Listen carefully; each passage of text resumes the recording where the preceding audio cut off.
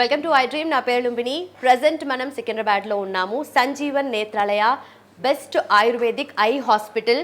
So మనకు వచ్చేసి సంజీవ్ నేత్రాలయ అంటేనే ఫస్ట్ ఆఫ్ ఆల్ గుర్తు రావాల్సింది మనకు అక్రిడేషన్ గుర్తుకు రావాలి. సో ఫస్ట్ నేను సర్టిఫికేటే చూపిస్తాను. Let's go. సో ఇక్కడ చూస్తుంటే మనకు centre for holistic medicine and research వాళ్ళు ఈ హాస్పిటల్కి సర్టిఫికేట్ ఆఫ్ అక్రిడేషన్ ఇచ్చారు బై సిహెచ్ఎంఆర్ యూకే.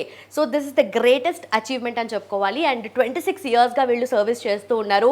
కంటి సంబంధిత సమస్యలకి 100% ఆయుర్వేద మార్గంలో వీళ్ళైతే ట్రీట్మెంట్ చేస్తూ ఉన్నారు. ఆ ప్రొసీజర్ అంతా కూడా ఇక్కడ ఈ హాస్పిటల్లోనే అవుతూ ఉంటుంది. అండ్ ఇక్కడ మనం చూస్తే ఈ సెక్షన్లో సో ఆల్రెడీ మీకు కనిపిస్తుంది పేషెంట్స్ అన్ని మల్టిపుల్ వాళ్ళ ప్రాబ్లమ్స్తో ఐ రిలేటెడ్గా చాలా కన్సర్న్స్తో వీళ్ళు ఉంటారనమాట. సో ఇక్కడ అంతా చూస్తే ఈ సెక్షన్ అంతా పేషెంట్స్ వెయిట్ చేస్తూ ఉన్నారు. అండ్ అక్కడ మనకు బ్యాక్ సైడ్లో చూస్తూ ఉంటే అదంతా మెడిసిన్. సో ఇక్కడ ప్రిస్క్రైబ్ చేసిన మెడిసిన్ ఇక్కడే డైరెక్ట్గా కూడా వాళ్ళు తీసేసుకోవచ్చు అనమాట. సో కమింగ్ నెక్స్ట్ మనం ఎగ్జామినేషన్ హాల్ ఎలా ఉంటుంది, at the same time checkups కోసం వాళ్ళు ఎలాంటి రూమ్స్ ఎలాంటి ఎక్విప్మెంట్ యూస్ చేస్తున్నారు ఒకసారి చూద్దాం. Let's go. సో 26 సంవత్సరాలుగా Sanjeevan Netralaya ayurvedic eye hospital అనేది సేవలను అందిస్తుందని చెప్పాను కదా. సో ఇది హాస్పిటల్ అనమాట. ఈ సెక్షన్లో మనకు అంతా పేషెంట్స్ కనిపిస్తున్నారు. అండ్ ఇట్ సైడ్ సెక్షన్లో చూస్తుంటే డాక్టర్ క్యాబిన్స్ అనేవి మనకు ఉన్నాయన్నమాట. And this is the examination room, అలాగే ఆప్టోమెట్రీ రూమ్. ఇక్కడ అన్ని కావాల్సిన చెకప్స్ కానీ జరుగుతూ ఉంటాయి. సో స్కానింగ్ అంతా అటు పక్కన జరుగుతూ ఉందన్నమాట, స్కాన్ టెస్ట్లు కానీ అవన్నీ కూడా. సో క్యాబిన్స్ అనేవి ఇటు సైడ్ ఉన్నాయన్నమాట. సో బేసిక్గా డయాబెటిక్ రెటినోపతి కానీ అలాగే రేచికటి సమస్యలతో ఎక్కువగా బాధపడుతూ ఉంటారు కదా, వాళ్ళకి మాత్రం 100% ఆయుర్వేద సహాయంతో వీళ్ళనేటి సేవలను అందిస్తూ ఉన్నారనమాట. సో ప్రాపర్గా ప్రాబ్లం ఏంటి అని చెప్పేసి కనుక్కొని రూట్ కాజ్ నుండి వీళ్ళంతా కూడా ట్రీట్మెంట్ అనేది అందిస్తారు. అండ్ చాలామంది ఇక నాకు కంటి సమస్య పరిష్కారం అవ్వదేమో, అసలు నాకు ఇంకా చూపు రాదేమో అని అనుకున్న వాళ్ళకి కూడా వీళ్ళు ప్రాపర్గా ట్రీట్మెంట్ చేసి వాళ్ళకి మళ్ళీ ఆ హోప్ని అనేది క్రియేట్ చేస్తూ ఉన్నారనమాట. So that is the specialisation of this hospital. And మనం ఎగ్జాక్ట్గా ఏ ప్లేస్లో ఎక్కడ ఏ రూమ్లో ఎలాంటి ట్రీట్మెంట్ అనేది వాళ్ళు చేస్తున్నారు, ఎక్విప్మెంట్ ఏది యూజ్ చేస్తున్నారు, let's go in and check it.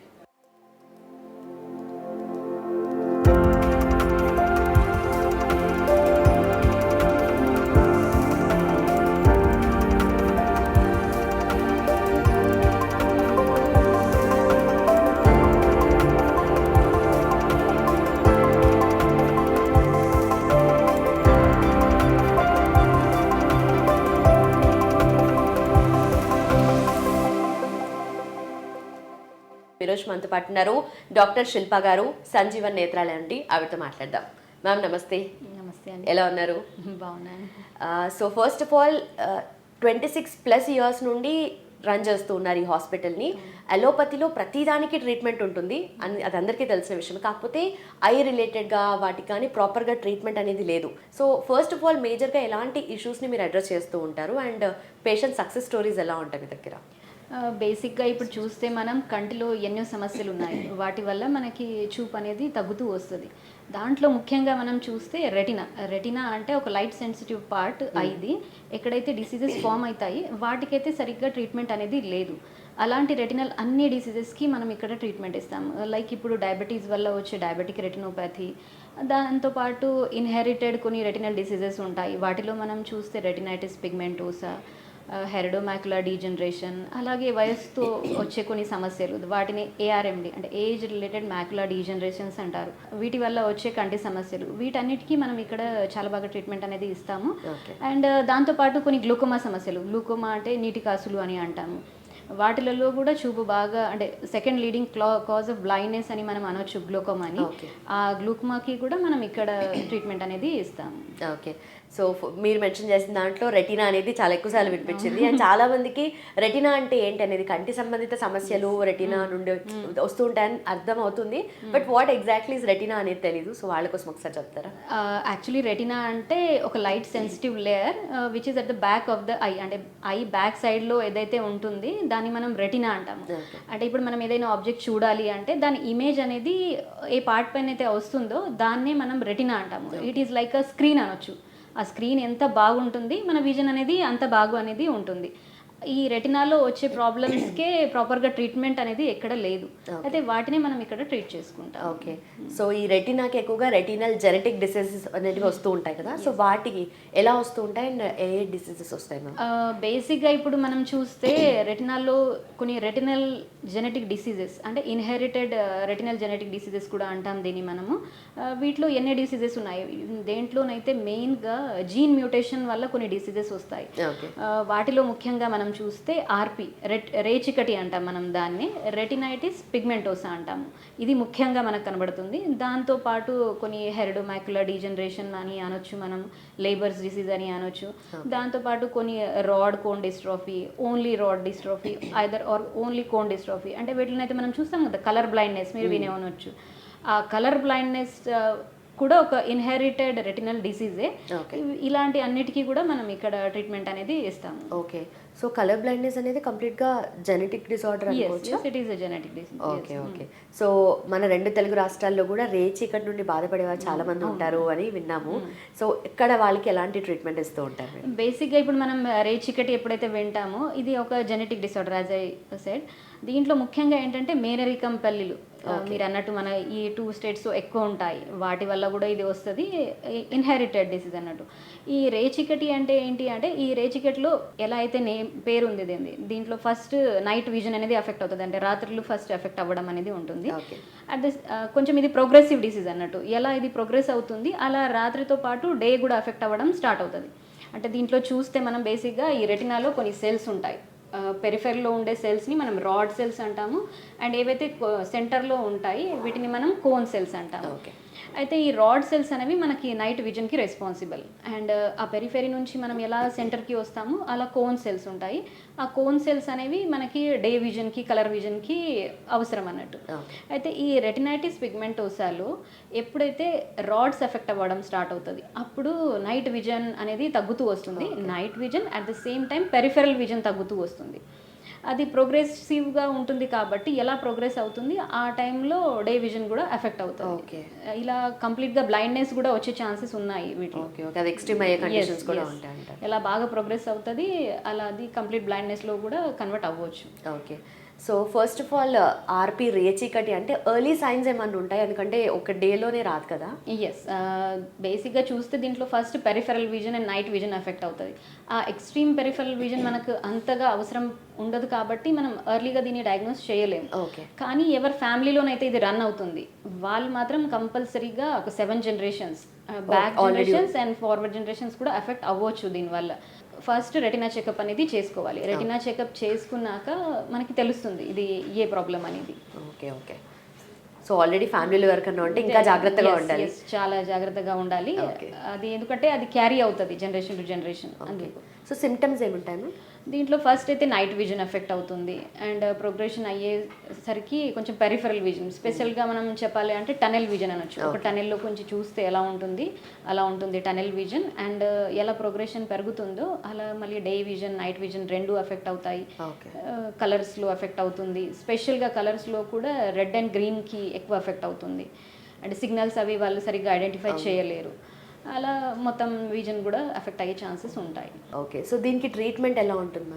మనం ఇక్కడ వచ్చాక హైలీ ఎక్విప్డ్ సెంటర్ ఇది మనది. మనం అన్ని ఏవేవైతే మోడర్న్ ఎక్విప్మెంట్స్ ఉన్నాయి వాటితో డయాగ్నోసిస్ చేస్తాం. మళ్ళీ ఆ డయాగ్నోసిస్ తర్వాత పేషెంట్ అకార్డింగ్ టు పేషెంట్, అంటే ఏ సిమ్టమ్స్లో మన దగ్గరికి వస్తున్నారు వాటిని బట్టి ఓరల్ మెడిసిన్స్ ఇస్తాము, థెరపీస్ చేస్తాము. ఇలా అని త్రూ మనం ఈ డిసీజ్ని అయితే కవర్ చేసుకుంటాము. బాగా సక్సెస్ రేట్ కూడా, ఈవెన్ ఎందరో అలోపతి డాక్టర్స్ కూడా మన పేషెంట్సే ఎవరైతే ఆర్పీతో సఫర్ అయ్యారు వాళ్ళు కూడా ఇక్కడ మన దగ్గర ట్రీట్మెంట్ తీసుకొని హ్యాపీగా లైఫ్ లీడ్ చేస్తున్నారు. ఓకే, సో ఇది జెనెటిక్ డిసార్డర్స్ కాబట్టి అండ్ ఆల్సో ఇన్హెరిటెడ్గా మనకు వస్తూ ఉంటుంది కదా, అయితే దీనికి మనకు ఇలాంటివేనా లేదంటే ఇంకేదైనా వేరే కాజెస్ ఉంటాయంటారు? ఎందుకంటే ప్రివెన్షన్ చేసుకోవడానికి దీంట్లో అయితే స్కోప్ లేదు మనకు జెనెటిక్ దాంట్లో, బట్ ఇంకేదన్నా? అలాగే రెటినాలో ఎన్నో వేరే కంటి నరాల సమస్యలు అంటాం చూడండి మనం, అలాంటి ఎన్నో సమస్యలు ఉన్నాయి కంటి నరాలవి.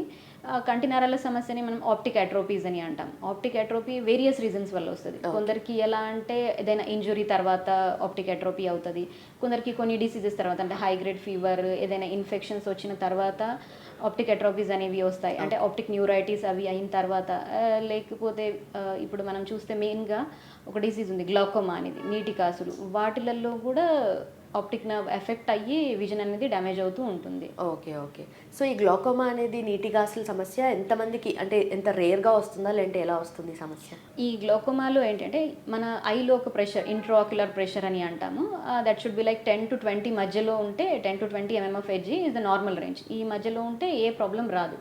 కానీ కొన్ని కండిషన్స్ వల్ల ఈ ప్రెషర్ అనేది హై అవుతుంది. ఓకే. ఆ ప్రెషర్ హై అయ్యేటప్పటికి ఆ హై అయిన ప్రెషర్ ఆప్టిక్ నర్వ్ని కాంప్రెస్ చేస్తూ ఉంటుంది. ఆ కాంప్రెషన్ అప్పుడు ఆప్టిక్ నర్వ్ డ్యామేజ్ అవుతూ వస్తుంది మెల్లిగా. అదే సేమ్ దీంట్లో కూడా గ్లాకోమాలో కూడా ఏంటంటే విజన్ పెరిఫెరీ నుంచి లాస్ అవుతూ వస్తుంది, అంటే టనెల్ విజన్ అని వస్తుంది. అంటే మనం ఒక ట్యూబ్లోకించి ఒక టనెల్లోకించి చూస్తే ఎలా ఉంటుంది విజన్, ఆ వేలో విజన్ అనేది ఉంటుంది. అయితే అలాంటి కేసెస్ ఇప్పుడు మెయిన్లీ గ్లోకోమాలో ఏంటంటే ప్రెషర్ కంట్రోల్ చేసినా కూడా ఆప్టిక్ నర్వ్ ఎఫెక్ట్ అయ్యింది కాబట్టి విజన్ అనేది లాస్ అవుతూ వస్తుంది. అయితే అలాంటి ట్రీట్మెంట్ కూడా మనం ఇక్కడ చేస్తాము. వాటికి కూడా ప్రాపర్గా డయాగ్నోసిస్ అన్ని చేసి ఏవైతే ఆప్టిక్ అట్రోపీ ఉంది, గ్లాకోమటస్ ఆప్టిక్ అట్రోపీ అంటాం దాన్ని, వాటికి కూడా మనం ఇక్కడ సక్సెస్ఫుల్గా ట్రీట్మెంట్ అనేది ఇస్తున్నాము. ఓకే. సో ఎలాంటి ట్రీట్మెంట్ ప్రొసీజర్స్ ఉంటాయి మ్యామ్? గ్లాకోమాలో కూడా మనం పేషెంట్ని చూసి ఓరల్ మెడిసిన్స్, థెరపీస్ అవి అన్నీ కంబైన్ చేస్తూ ట్రీట్మెంట్ అనేది ఇస్తాము. ఓకే.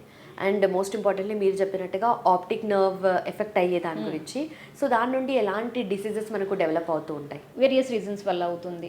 దాంట్లో మనం చూసినట్టయితే కొన్ని కండిషన్స్లలో కొన్ని ఇన్ఫెక్షన్స్ వల్ల ఆప్టిక్ న్యూరైటిస్ అంటారు దాన్ని, వాటిలో అవుతుంది. పాపిలిడిమా అంటే ఆప్టిక్ నర్వ్కి ఫస్ట్ వాపు లాగా వచ్చి దాని తర్వాత కూడా ఆప్టిక్ నర్వ్ ఎఫెక్ట్ అవుతుంది. అలాగే ఇంకా వేరియస్ ఇప్పుడు ఇంజురీ వల్ల లేదా మెడిసిన్ సైడ్ ఎఫెక్ట్ వల్ల కూడా ఆప్టిక్ నర్వ్ అనేది డ్యామేజ్ అవుతూ, ఇప్పుడు బ్రెయిన్ ఇంజురీస్, బ్రెయిన్ డిసీజెస్ ఉన్నాయి. ఈవెన్ ఆఫ్టర్ బ్రెయిన్ సర్జరీస్ కూడా ఆప్టిక్ నర్వ్ అనేది ఎఫెక్ట్ అవుతుంది. అంటే at that time life save చేయడానికి ఆప్టిక్ నర్వ్ అనేది డ్యామేజ్ అయ్యే ఛాన్సెస్ ఉంటాయి. అయితే అలాంటి కేసెస్లలో కూడా మనం ట్రీట్మెంట్ ఇస్తూ ఈ కంటి నరాల సమస్యని ట్రీట్ అనేది చేస్తున్నాము. ఓకే. సో మీ దగ్గర చాలా సక్సెస్ స్టోరీస్ ఉన్నాయని విన్నాము, అండ్ చాలా మంది 26 సంవత్సరాల పైగా అంటే ఎంత సర్వీస్ అందిస్తున్నారు మీరు. సో ఈ మధ్య కాలంలో ఎక్కువగా మీరు ఏదైనా నోటీస్ చేశారా, అంటే ఈ కైండ్ ఆఫ్ పేషెంట్స్ ఎక్కువగా వస్తున్నారు ఈ 1 to 3 yearsలో అన్నట్టుగా? అంటే దీంట్లో బేసిక్గా మనం చూడాలి అంటే ఇప్పుడు పోస్ట్ కోవిడ్ అనొచ్చు. పోస్ట్ కోవిడ్ ఏంటంటే ఐదర్ మేబీ బికాజ్ ఆఫ్ అది COVID-19 డిసీజ్ ఆర్ కొందరైతే వ్యాక్సిన్ తీసుకున్న తర్వాత అలా అప్పుడు ఆ కేసెస్లలో ఏమయ్యింది అంటే రెటినాలో నర్వ్స్ బ్లాక్ అయ్యి దాన్ని మనం CRVO, central retinal vein occlusion, and అలాగే బ్రాంచ్ రెటినల్ వెయిన్ ఆక్లూజన్, ఇలాంటి డిసీజెస్ అయితే చాలా కామన్గా చూసాం మేము. అంటే అవి ఎక్కువ ఉన్నాయి. అంటే పోస్ట్ వ్యాక్సిన్ అని వాళ్ళు ఈవెన్ పేషెంట్స్కి కూడా అర్థమవుతుంది వ్యాక్సిన్ తీసుకున్న తర్వాతనే ఈ ప్రాబ్లమ్స్ మొదలయ్యాయి. వీటిలలో ఏంటంటే ఫస్ట్ సెంటర్లో ఒక ఏరియా ఉంటుంది రెటినాలో, మ్యాక్యులా అంటాము, అక్కడ వాపు రావడము, రెటినా పైన బ్లీడింగ్ రావడము, ఇలాంటి ప్రాబ్లమ్స్ వల్ల విజన్ తగ్గుతుంది. అయితే వాటన్నిటికీ కూడా మనం ఇక్కడ ట్రీట్మెంట్ అనేది ఇస్తున్నాము. Okay. So usually I related ఏదున్నా ఇప్పుడే సర్జరీ ఏదైనా ఉన్నా కూడా చేసి వెంటనే పంపించేస్తూ ఉంటారు కదా. సో ఇలాంటి డిసీజెస్కి కూడా కంప్లీట్గా అలానే ఉంటుందా, లేదంటే అడ్మిట్ చేసుకొని ఇలాంటి వాళ్ళకి? లేదండి, ఇప్పుడు మనం ఇక్కడ ఎలా అంటే పేషెంట్స్ది అన్ని చెకప్ అన్ని చేసేసుకొని ఏవైతే మెడిసిన్స్ ఉన్నాయి వాళ్ళకి ఆ మెడిసిన్స్ అనేవి ప్రిస్క్రైబ్ చేస్తాము. అట్ ద సేమ్ టైం ఏమైనా థెరపీస్ రిక్వైర్మెంట్ ఉంటే అకార్డింగ్లీ మనం చెప్తాము. అంటే ఇక్కడ మనం ఇన్ పేషెంట్ ఉండే అవసరం లేదు. అంటే ఆ థెరపీస్ ఉన్నా కూడా ఇక్కడ చేసేసుకొని వెళ్ళిపోవచ్చు, మెడిసిన్స్ ఉన్నా కూడా తీసుకొని వెళ్ళిపోవచ్చు. అంటే it will be like OPD procedure only. అంటే ఇక్కడ వచ్చి ఉండే అవసరం అనేది ఏం లేదు, అవసరం కూడా లేదు. సో 100% ఆయుర్వేద సమస్యలకి పరిష్కారం అంటే ఎప్పుడు కంప్లీట్గా చూసుకుంటే ఇంగ్లీష్ మెడిసిన్ నడుస్తూ ఉంది, బట్ స్టిల్ ఇంత సక్సెస్ఫుల్గా రన్ చేస్తున్నారంటే డిఫరెన్స్ అనేది మీరు చూపిస్తూ వస్తున్నారు కదా. సో ఆయుర్వేదంలో ఎలాంటి మెడిసిన్ యూజ్ చేస్తూ ఉంటారు మీరు, అండ్ అలోపతికి అసలు సంబంధించినది ఏది యూజ్ చేయరా మీరు? లేదండి, ఇప్పుడు ఎన్నో డిసీజెస్ ఉన్నాయి. లైక్ నేను ఇందాక చెప్పాను రెటినైటిస్ పిగ్మెంటోసా, అలాంటి ఇన్హెరిటెడ్ ఏ డిసీజ్కి కూడా అలోపతిలో ట్రీట్మెంట్ లేదు. ఈవెన్ ఆప్టిక్ అట్రోపీస్కి కూడా అలోపతిలో ట్రీట్మెంట్ అనేది లేదు. వీటన్నిటికీ కూడా మనము ఏదైతే రూట్ కాజ్ ఉంది ఆ రూట్ కాజ్ని ట్రీట్ చేస్తూ మనం వాళ్ళకి మెడిసిన్స్ అనేది ఇస్తున్నాము. మెడిసిన్స్ అన్ని హర్బల్ మెడిసిన్సే ఉంటాయి, థెరపీస్ అవి కూడా చేస్తాం మనము. ఈవెన్ ఎలాంటి సైడ్ ఎఫెక్ట్స్ కూడా ఉండవు వీటికి. ఓకే. సో చాలామంది కంటికి సంబంధిత సమస్యలు అంటే కంప్లీట్గా బ్లైండ్నెస్ వరకు వెళ్ళే వరకు కూడా ఇగ్నోర్ చేస్తూ ఉంటారు చాలామంది. ఆ స్టార్టింగ్ స్టేజ్లో కొంచెం ఏదన్నా బ్లర్గా అనిపించినా, క్లియర్ విజన్ లేకపోయినా కూడా అప్రోచ్ అవ్వరు. సో అలాంటి వాళ్ళ కోసం ఫైనలీ ఐ డ్రీమ్ వ్యూవర్స్కి మీరేం చెప్తారు ఐ రిలేటెడ్గా ప్రాబ్లమ్స్ గురించి? ఇప్పుడు మన బాడీలో వేరియస్ ఎన్నో డిసీజెస్ ఉన్నాయి. వాటి వల్ల కంటికి ఎఫెక్ట్ అయ్యే ఛాన్సెస్ ఉన్నాయి. ఇప్పుడు డయాబెటీస్ ఉన్నది. డయాబెటీస్ వల్ల ఎఫెక్ట్ అయ్యే పేషెంట్స్కి కూడా ఎవ్రీ 6 monthsకి రెటినా చెకప్, అంటే ఇందాక నేను చెప్పాను కదా, రెటినా చెకప్ చేసుకున్నారనుకోండి, అయితే వాటిలో ఏవైనా ప్రాబ్లమ్స్ ఉన్నా వాటికి మనం ఇక్కడ ట్రీట్మెంట్ అనేది చేసుకోవచ్చు. అలాగే ఇప్పుడు మెయిన్గా చూస్తే మనము ఇప్పుడు వేరే చోట ట్రీట్మెంట్ తీసుకొని వస్తారు. అప్పుడు అలాంటి ఎన్నో డిసీజెస్ ఉన్నాయి, వీటికైతే బయట ఎక్కడ ట్రీట్మెంట్ లేదని చెప్తారు. లైక్ ఇప్పుడు ఆప్టిక్ అట్రోఫీస్కి ఇక్కడ ట్రీట్మెంట్ లేదు, మీరు ఇలానే ఉండాల్సి వస్తుంది. ఆర్పీకి, ఈ అన్ని optic atrophy related diseases, retinal diseases అని, ఈవెన్ మనం ఇక్కడైతే రెటినాకి అన్ని డిసీజెస్కి ట్రీట్మెంట్ అనేది ఇస్తాము. అయితే ఆ పేషెంట్ అనేది ఏ స్టేజ్లో మన దగ్గరికి వచ్చినా కూడా మనం అది ప్రాపర్గా డయాగ్నోసిస్ అనేది చేసుకొని వాటికి ట్రీట్మెంట్ అనేది మనం ప్రొవైడ్ చేస్తున్నాము. మేడం, ఈ మధ్య చూస్తుంటే చిన్న చిన్న పిల్లలకు కూడా స్పెక్స్ ఉంటున్నాయి. అంతెందుకు నాకే ఇంతకుముందు ఉండేది. అంటే వీటి రీజన్స్ ఏముంటాయి అండ్ ఏమంటారు దీన్ని? ఈ స్పెక్స్ ఉండడం అంటే స్పెసిఫిక్లీ దీన్ని మనం మయోపియా అంటాము. మయోపియా అంటే ఏంటి అంటే నియర్ సైటెడ్నెస్, అంటే దగ్గరదైతే బాగానే కనబడుతుంది కానీ అది దూరంగా ఉండేసరికి ప్రాపర్గా కనబడదు. దీంట్లో మెయిన్లీ ఏమవుతుందంటే ఏదైతే ఇమేజ్ ఫామ్ అవుతుంది, ఒక ఆబ్జెక్ట్ని చూసిన తర్వాత ఏదైతే ఇమేజ్ ఫామ్ అవుతుంది అది రెటినా పైన ఫామ్ కాకుండా కొంచెం ముందర ఫామ్ అవుతుంది. దానివల్ల దగ్గరదైతే కనబడుతుంది, డిస్టెన్స్ అయితే కనబడదు. ఇలాంటి కేసెస్ని మనం మయోపియా అని అంటాము. ఈ మయోపియా రావడానికి వేరియస్ రీజన్స్ ఉన్నాయి. అంటే కొన్ని ఫ్యామిలీస్లో మదర్ ఫాదర్కి స్పెక్స్ ఉన్నాయి అంటే పిల్లలకు కూడా వచ్చే ఛాన్సెస్ ఉన్నాయి. అండ్ మెయిన్లీ ఈ టైంలో పిల్లలు ఎక్కువ ఫోన్ చూడడము, పిల్లలు కానీ పెద్దవాళ్ళు కానీ ఎవరైనా ఫోన్స్ ఎక్కువ చూడడము, స్క్రీన్ టైమింగ్ ఎక్కువ అయిపోయింది, అలాంటి కేసెస్లలో కూడా కొంచెం ఈ ఐలో చేంజెస్ వస్తూ, ఐ పార్ట్స్ ఏవైతే ఉన్నాయి, కార్నియా ఉంది, లోపల రెటినా ఉంది, వీటిలలో చేంజెస్ వస్తూ కూడా మనకి మయోపియా అనేది వస్తుంది. ఈ మధ్యనైతే బాగా ఎక్కువ పేషెంట్స్కి స్పెక్స్ అనేవి చాలా కామన్ అయిపోయాయి. అయితే వీటిలో మెయిన్గా మనం చూస్తే ఈ మయోపియాలో ఎప్పుడైతే ఈ రెటినా, అంటే ఇప్పుడు ఇమేజ్ సరిగ్గా ఫామ్ అవ్వకపోయేసరికి ఈ రెటినా కొంచెం ఇలాంగేట్ అవుతూ ఉంటుంది. ఆ ఇలాంగేట్ అయినప్పుడు ఆ రెటినా కొంచెం అంటే పెరిఫెరీ నుంచి కొంచెం డ్యామేజ్ అవుతూ వస్తుంది. అలాంటి కేసెస్లలో మనం వాటిని మయోపిక్ డీజనరేషన్స్ అని అంటాము. ఆ డీజనరేషన్స్కి అయితే మనం ఇక్కడ ప్రాపర్గా ట్రీట్మెంట్ ఇస్తూ, అంటే ఏవైతే రెటినాని స్ట్రెంథన్ చేస్తూ, రెటినాని ఇంప్రూవ్ చేస్తూ, రెటినా ఏవైతే నర్వ్స్ ఉన్నాయి వాటిని ఇంప్రూవ్ చేస్తూ మనం ట్రీట్మెంట్ అనేది ఇస్తాము. ఈ ట్రీట్మెంట్స్లో మెయిన్గా ఏంటంటే కొన్ని ఆయుర్వేదిక్ థెరపీస్ ఉన్నాయి, అక్షితరపణం అలాంటి థెరపీస్ ఉన్నాయి. ఆ థెరపీస్ చేస్తూ కూడా మనం ఈ కార్నియల్ కర్వేచర్లలో కూడా, ఈ కార్నియా అనేది ఏదైతే పార్ట్ ఉందో వాటి కర్వేచర్లో కూడా ఏవైతే చేంజెస్ వస్తున్నాయి ఆ చేంజెస్ రిడ్యూస్ చేసుకోవడానికి కూడా ఆ థెరపీస్ చాలా హెల్ప్ఫుల్ ఉంటాయి. అలాంటి థెరపీస్తో పాటు ఓరల్ మెడిసిన్తో మనం ఈ ప్రాబ్లమ్ని ట్రీట్ అనేది చేసుకోవచ్చు. ఓకే. సో పెద్దవాళ్ళలో కూడా నిజంగానే వాళ్ళు కూడా ఎక్కువ లేని కూడా వచ్చేస్తుంది సైట్. స్క్రీన్ టైం వల్ల ఐస్ ఎఫెక్ట్ అవుతాయని అందరికీ తెలుసు, బట్ ఎఫెక్ట్ ఎలా అవుతుంది అనేది చెప్తారా? బేసిక్గా ఇప్పుడు మనం చూస్తే మనకి టియర్ ఫిల్మ్, అంటే మన కంటిని ప్రొటెక్ట్ చేయడానికి ఒక ఫిల్మ్, టియర్ ఫిల్మ్ ఫామ్ అవుతే మనకి ఎలాంటి ప్రాబ్లం అనేది ఉండదు. ఇప్పుడు బేసిక్గా మనం ఎప్పుడైతే స్క్రీన్ని ఎక్కువ చూస్తున్నామో ఆ టైంలో మనది బ్లింకింగ్ అనేది తగ్గుతుంది. అంటే మెయిన్గా ఎప్పుడైతే మనం బ్లింకింగ్ ప్రాపర్గా చేస్తామో అప్పుడు ప్రాపర్గా టియర్ ఫిల్మ్ ఫామ్ అవుతుంది and that is a protective layer, అది మన ఐని ప్రొటెక్ట్ చేస్తుంది. కానీ మనం ఈ బ్లింకింగ్ అనేది తక్కువ చేసేసరికి ఆ టియర్ ఫిల్మ్ అనేది ప్రాపర్గా ఫామ్ అవ్వదు. ఆ టియర్ ఫిల్మ్ ప్రాపర్గా ఫామ్ అవ్వకపోయేసరికి కొన్ని గ్లాండ్స్ ఉంటాయి ఐలో, ఏవైతే గ్లాండ్స్ ఉన్నాయి ఆ గ్లాండ్స్ అన్ని బ్లాక్ అవుతూ మనకి డ్రైనెస్ అనేది వస్తుంది. మెయిన్ రీజన్ ఏంటంటే ఇప్పుడు వీటిని మనం డ్రై ఐ సిండ్రోమ్ లేదా కంప్యూటర్ విజన్ సిండ్రోమ్ అని అంటాము. వీటిలలో ఆ టియర్ ప్రొడక్షన్ అనేది తగ్గిపోయేసరికి ఐస్ డ్రై అవ్వడము, లేదా కంట్లో నుంచి వాటర్ రావడము, కంట్లో burning sensation, foreign body sensation, అంటే ఏదైనా కుచ్చుకున్నట్టు ఉంటుంది. ఇవన్నీ ఇప్పుడు ఈ స్క్రీన్ టైమింగ్ ఎక్కువ అయ్యే వాళ్ళని అవుతున్నాయి. వీటితో పాటు మనకి మయోపియా కూడా చాలా కామన్ అయిపోయింది. ఓకే, అది కూడా యాడ్ అవుతుంది. అండ్ ఇంకొక డౌట్ ఏంటంటే కొంతమంది ఐస్ ఎక్కువగా బ్లింక్ చేస్తూ ఉంటారు, ఇట్లా ఇట్లా ఇట్లా అని అంటూ ఉంటారు, అంటే వాళ్ళు ఎక్కువగా లైట్ని తీసుకోలేరు. సో అది దేని వల్ల అయి ఉండొచ్చు? ఆ లైట్ తీసుకోలేకపోవడం కూడా ఒక ప్రాబ్లమే. అంటే ఇందాక నేను మీతో డిస్కస్ చేశాను రెటినల్ డిసీజెస్, వాటిలో ఏంటంటే రాడ్ సెల్స్ మనకి నైట్కి ఎలా అవసరం ఉంటాయో అలానే కోన్ సెల్స్ అవసరం ఉంటాయి, ఏవైతే మనకి బ్రైట్ లైట్ని చూస్తున్నాయి. ఆ కోన్ బోన్ సెల్స్ ఎప్పుడైతే డ్యామేజ్ అవుతాయి అలాంటి స్టేజెస్లలో కూడా అంటే అస్సలు వాళ్ళు సన్లైట్ని అయితే తట్టుకోలేరు. దాంతో పాటు కొన్ని అదర్ ఐ స్ట్రక్చర్స్లలో ఇప్పుడు కార్నియా పైన ఏమైనా ప్రాబ్లం ఉందనుకోండి, ఫారెన్ బాడీ ఏదైనా ఉంది, కార్నియా ఈజ్ వెరీ సెన్సిటివ్. అదే ఆ స్టేజ్లలో కూడా కొంచెం లైట్ అది ఉన్నా కూడా వాళ్ళు తట్టుకోలేరు. ఇలాగే ఒక కామన్ ప్రాబ్లం ఇప్పుడు క్యాట్రాక్ట్ ఉంది. క్యాట్రాక్ట్లో కూడా ఎర్లీ స్టేజెస్లలో కొంచెమైనా లైట్ వచ్చినా కూడా అది తట్టుకోలేరు. అయితే ఇప్పుడు మనము ఇలాంటి ఒకవేళ లైట్కి ప్రాబ్లం వస్తుంది అంటే లైట్ కూడా అసలు చూడలేకపోతున్నారు, అప్పుడైతే కంపల్సరీగా వెళ్ళి ఐ చెకప్ అయితే చేసుకోవాలి. దేనివల్ల ఏ మెయిన్ ప్రాబ్లం వల్ల ఈ సిమ్టమ్ అనేది ఉంది అది మనకి తెలుస్తుంది. Done ma'am, thank you so much, thanks for your time ma'am. Sir, one life lesson what medicine has taught you. Whatever you can do without expecting. But I really believe మన positive attitude ఉంటేనే మనం ఏదైనా సాధించగలం. గట్ని మనం కరెక్ట్గా deal చేసినట్లయితే అది మనకి పాజిటివ్ హార్మోన్స్ని రిలీజ్ చేస్తుంది. షుగర్ వచ్చిన వాళ్ళ పరిస్థితి ఏంటి? పొట్ట దగ్గర పెరిగితే దాన్ని ఆండ్రాయిడ్ అంటారు, ఆండ్రాయిడ్ ఫోన్ కదా. అసలు థాట్స్ ఎందుకు వస్తాయి? బ్రెయిన్ డెడ్ అంటే దానికి ప్రపంచం అంతా కూడా కొన్ని నిర్దిష్టమైనటువంటి లక్షణాలు ఉంటాయి. మానసికంగా ధైర్యంగా ఉంటే క్యాన్సర్ జయించవచ్చు. You are a doctor for a cause sir, అంతే. వాళ్ళకి వచ్చిన ఆదాయం కాకుండా ఫ్రీ సర్వీస్ ఎంతమందికో చేస్తుంది.